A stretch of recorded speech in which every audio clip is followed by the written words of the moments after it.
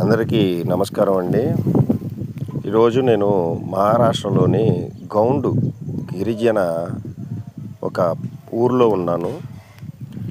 వీడియోలో చూస్తున్నారుగా వీళ్ళ ఇళ్ళ పరిసర ప్రాంతాలని ఎంత అందంగా ఉంచుకున్నారు అంటే చూడటానికి 1000 కళ్ళు కూడా చాలు. అలా అంత నీట్‌గా అంత అందంగా మొక్కలు పెట్టుకొని ఈ పూల మొక్కలే కాకుండా ఇంటి చుట్టూరు కూరగాయలు పెట్టుకుంటారు. వీళ్ళు ఇంటికి సరిపోను పూలు కానీ, కూరగాయలు కానీ, ఆకుకూరలు కానీ బయటికి వెళ్ళి కొనుక్కునే పని లేకుండా సహజ పద్ధతిలో ఇంటికాడ న్యాచురల్‌గా ప్రకృతి పరంగా తయారైన కాసిన ఈ ఆకుకూరలని, అలాగే కూరగాయలని, పూలని వీళ్ళు వాడుకుంటుంటారు.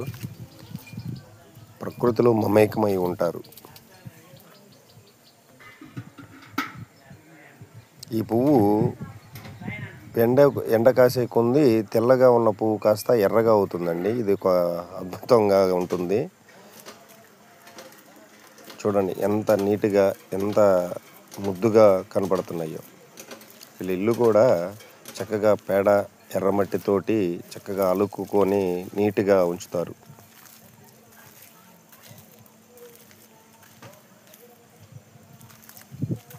చూడండి ఆ ఇల్లు ఎలా ఉంటాయో.